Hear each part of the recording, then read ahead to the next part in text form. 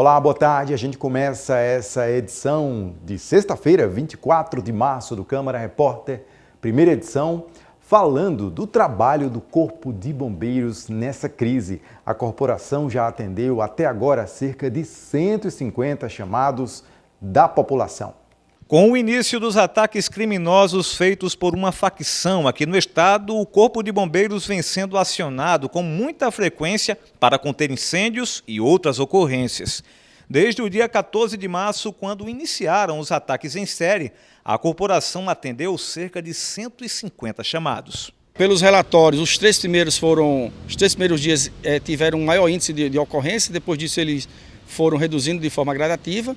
Mas apesar da redução dos números, o Corpo de Bombeiros continua em estado de alerta total, assim como desde o primeiro momento. Desde que os ataques criminosos começaram aqui no estado, os municípios que mais tiveram ocorrências atendidas pelo Corpo de Bombeiros foram Natal, Parnamirim e Macaíba. Para dar conta do aumento da demanda, o Corpo de Bombeiros teve de aumentar em 30% o reforço das guarnições de combate a incêndio, convocando bombeiros de folga para reforçar as escalas de serviço. O Corpo de Bombeiros conseguiu atender a todas elas, da qual foi chamado.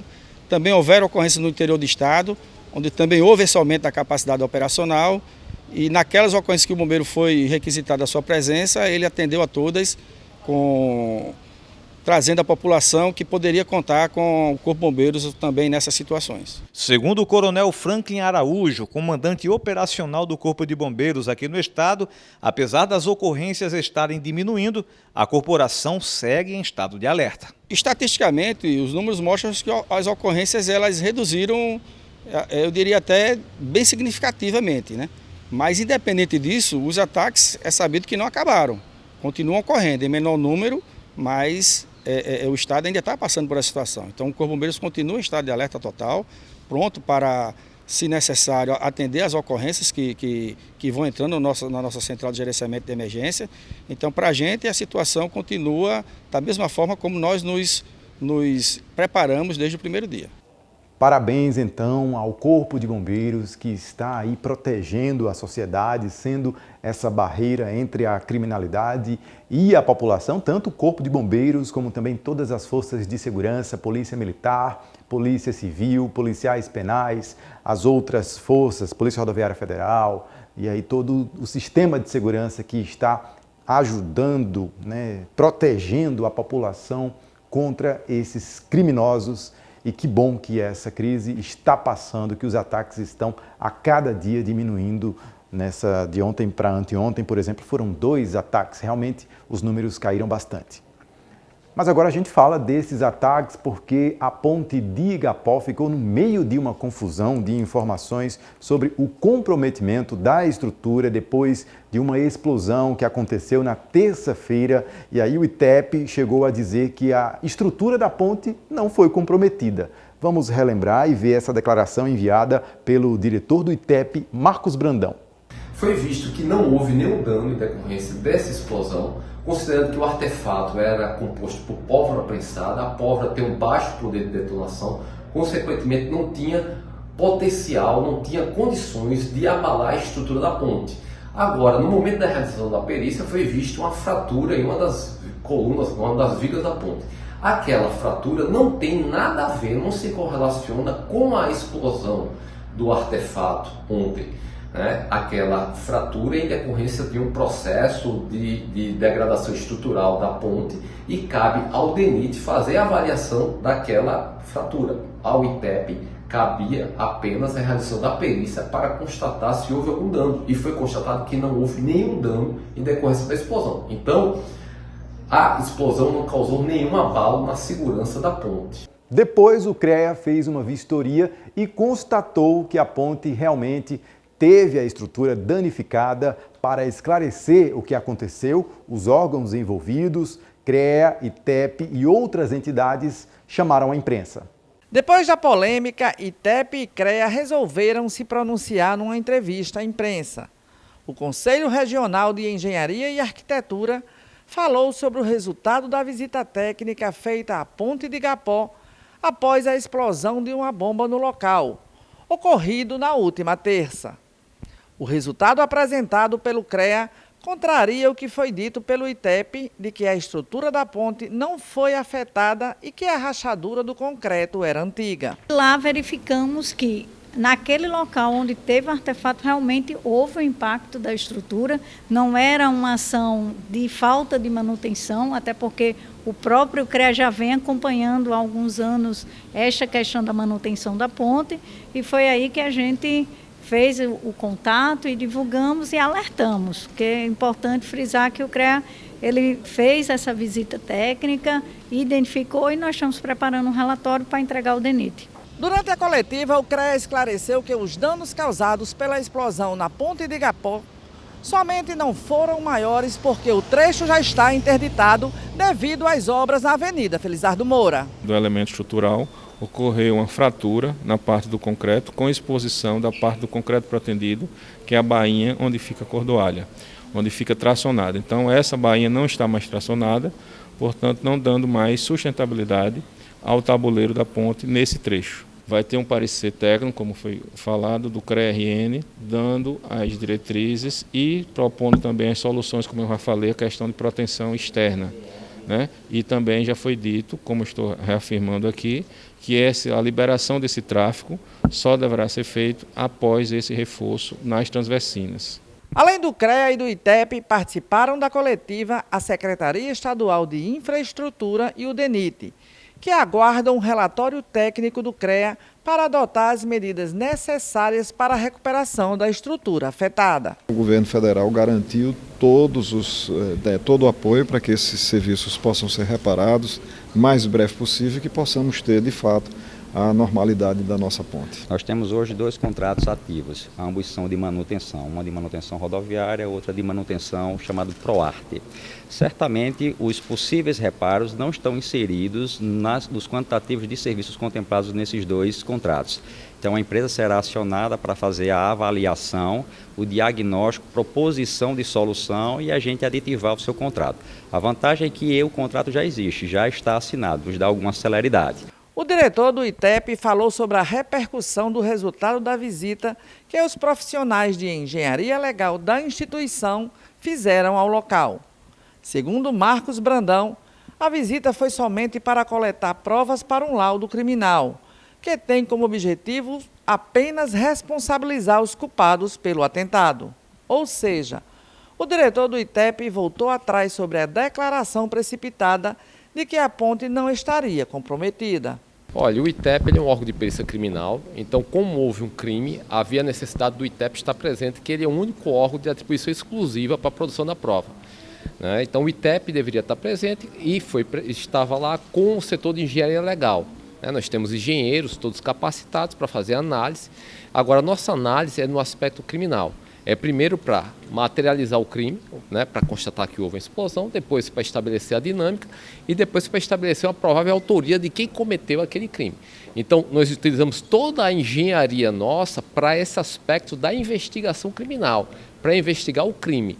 E ontem à tarde, um outro pacote, que seria uma suposta bomba, foi deixado em um supermercado aqui na zona leste de Natal e isso mobilizou mais uma vez as forças de segurança. Os policiais do BOPE evacuaram o estacionamento de um supermercado na zona leste da cidade.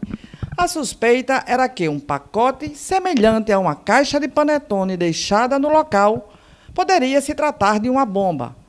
A informação dada à polícia era que a caixa havia sido deixada por um veículo não identificado. Não está confirmado nada de que chegou alguém em veículo e colocou de forma proposital.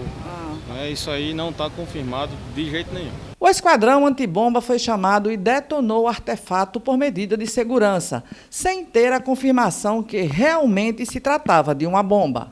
Após a explosão, o material foi levado para a perícia. Não tá confirmado artefato explosivo, certo? Certo. Mas o material que foi encontrado aí vai ser analisado pelo pessoal que é especializado na situação, né, para poder avaliar melhor, com mais calma e poder, com mais veemência, com mais certeza, informar a todos do que se tratava. E ainda ontem à tarde, um outro pacote suspeito de ser uma bomba levou o BOPE, o batalhão antibomba a isolar um dos pilares ali, a Ponte Nilton Navarro, e essa bomba estava em um dos pilares, nas proximidades aí do Forte dos Reis Magos.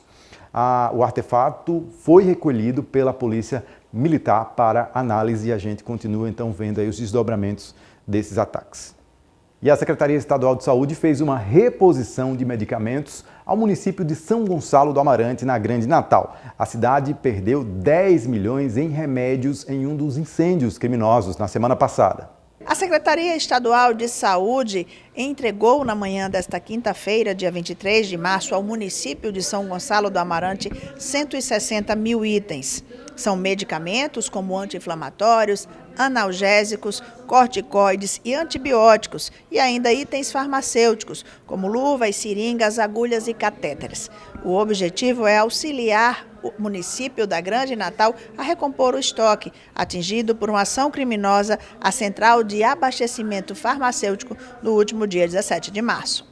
Agora a gente fala de uma boa notícia, estamos precisando realmente de boas notícias. O Rio Grande do Norte, mais uma vez, comprova a sua vanguarda na geração de energia renovável. Tarsila Costa é quem conta pra gente.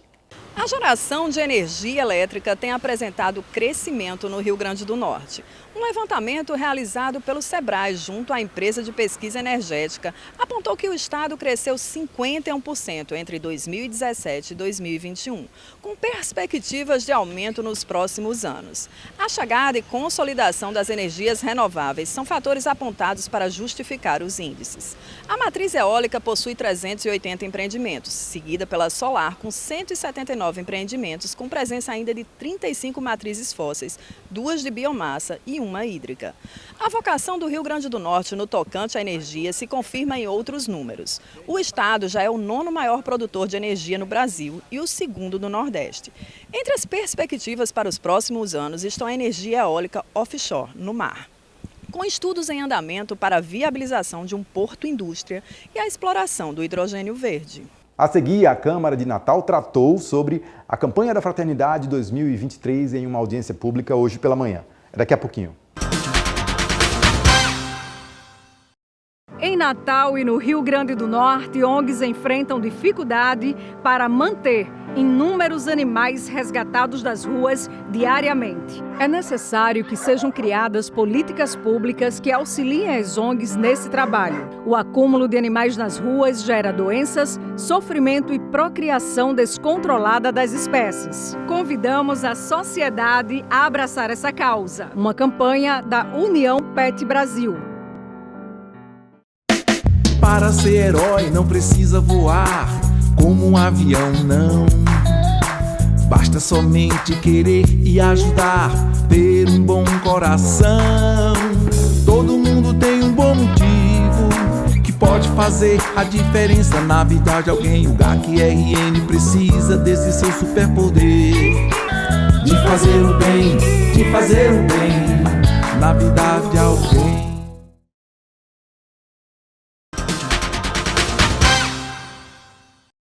De volta com o Câmara Repórter, primeira edição. A campanha da Fraternidade 2023 foi tema de uma audiência hoje pela manhã aqui na Câmara. O tema desse ano é a fome. Dá-lhes vós mesmos de comer. Esse é o tema da campanha da Fraternidade que foi apresentada durante a audiência pública realizada pelo vereador Milcley Leite. Um levantamento realizado pela Rede Pensam aponta que mais de 1 milhão de pessoas no Rio Grande do Norte está em situação de vulnerabilidade alimentar. A gente não pode esquecer, esse tema, devemos discutir todos os dias e devemos criar políticas públicas efetivamente para incluir essas pessoas no mercado de trabalho e também fazer o emergencial, o agora, porque tem fome e não espera para amanhã. Então devemos sim discutir a Câmara dos Vereadores, Poder Executivo, deputados, enfim, devemos discutir isso todos os dias para que possamos ajudar uma pessoa que está ali precisando de um alimento, que é uma necessidade básica. Segundo o coordenador arquidiocesano da campanha da Fraternidade em Natal, Padre Robério Camilo, o objetivo da ação é mobilizar a sociedade para garantir alimento e dignidade a quem tem fome. Pela terceira vez, a CNBB nos propõe essa temática. Se a fome já era uma realidade permanente e constante no nosso país, com a pandemia, ela se tornou mais evidente. A gente não precisa falar muito para explicar a fome, porque ela está escancarada em todos os lugares. Então, preocupada com a vida da pessoa, a CNBB nos propõe mais uma vez essa temática fraternidade e fome, e agora com um lema muito sugestivo: dai-lhes vós mesmos de comer. Com isso, a CNBB quer sensibilizar a população inteira que cada um pode fazer alguma coisa. Chega da gente culpar A ou B. Você, o que você tem feito? Então, a campanha ela começa e ela termina. Começa na quarta-feira de cinza, vai terminar no domingo de Ramos, com a grande coleta da campanha da fraternidade. O coordenador arquidiocesano destacou o trabalho realizado nas 10 bodegas solidárias presentes em Natal e no interior do estado. No domingo de Ramos, nós vamos ter o grande gesto concreto da campanha da fraternidade, que é a coleta da fraternidade. E esse ano, a coleta da campanha da fraternidade, ela vem exatamente para fortalecer o trabalho das bodegas solidárias. O que são bodegas solidárias? Espaço criados pela Igreja Católica, pela Arquidiocese, principalmente como resposta para sanar a fome no tempo da pandemia, que é o quê? Um espaço onde as pessoas que têm condições fazem doação de alimento, quem não tem o alimento vai lá e pega. A campanha da fraternidade nasceu aqui no estado em 1961, no distrito de Timbó, em Nísia Floresta. Em 1964, a iniciativa foi implantada pela CNBB em todo o Brasil. É um movimento que está presente em toda a igreja do Brasil, né, nesse período da quaresma, exatamente para nos mostrar e nos levar a nos preocupar com o irmão, com o outro. É um período de um grande retiro à quaresma, de eu me converter, não é, ao Evangelho de Semente de Cristo, e a igreja então nos mostra, olha, está aqui o teu irmão, é o caso desse ano, passando fome, necessidade de fome. E a Câmara de Natal fez um convênio com a Câmara de Parnamirim para fazer um intercâmbio de conteúdos entre a nossa TV e a TV da Câmara de Parnamirim. Os trabalhos dos vereadores das duas casas legislativas vai ser exibido nas duas emissoras. Um projeto de cooperação vai permitir que a TV Câmara Natal abra espaço em sua programação para exibir conteúdo diário da recém-criada TV Câmara de Parnamirim. O convênio foi assinado pelos presidentes das respectivas casas legislativas, que destacaram a importância da parceria. Esse convênio ele não tem fins lucrativos, não vai causar nenhum impacto de qualquer tipo de gasto para a Câmara de Parnamirim, nem para a Câmara Municipal do Natal, mas essa parceria vai levar os nossos projetos de lei que os 29 parlamentares, de forma muito democrática e transparente, vêm trabalhando aqui em Natal para aquela região de Parnamirim que tem muitos natalenses. E, consequentemente, os vereadores de Parnamirim vão fazer os seus projetos de leis, fazer seus requerimentos, fazer o seu trabalho ali do bem comum à sociedade e vai trazer as informações justamente para aquelas pessoas que são de Parnamirim e que moram na região de Natal, fazendo esse grande laço nessas duas cidades que são bem próximas no nosso estado do Rio Grande do Norte. Para nós, de Parnamirim, Câmara Municipal de Parnamirim, de extrema importância, porque é uma evolução da nossa TV Câmara, recentemente criada, e agora nossas imagens vêm para a TV Câmara Natal, que já tem expertise, já tem anos de atuação. Então essa proximidade das duas casas demonstra que as casas estão conjuntamente trabalhando para a melhoria das nossas comunicações. O diretor do Núcleo de Comunicação da Câmara de Natal explicou que, pela parceria, serão apresentados 30 minutos diários, que possibilitarão aos telespectadores conhecer melhor o Legislativo de Parnamirim. Isso mostra a parceria que nós temos entre as duas casas, através do presidente Érico Jacome e do presidente da Câmara de Parnamirim, Volney França. Nós da TV Câmara de Natal vamos abrir até 30 minutos da nossa programação para transmitir a TV Câmara de Parnamirim. E aqui isso amplia as TVs legislativas para o conhecimento da população aqui da Grande Natal. O vice-presidente do Parlamento Potiguar, vereador Hermes Câmara, disse que o convênio fortalece ambas as casas legislativas. Fortalece o Parlamento Municipal. Parnamirim é uma cidade colada na cidade do Natal. Os problemas de Parnamirim são os problemas de Natal, ali na região da fronteira. Então a gente não poderia, não poderia ser diferente. Então essa parceria muito importante, onde a gente fomenta esse Parlamento Municipal. A gente fica por aqui, um excelente final de semana para você. À noite tem mais notícias no Câmara Repórter, segunda edição, com Larissa de Souza, às 18h30. Tchau, até segunda.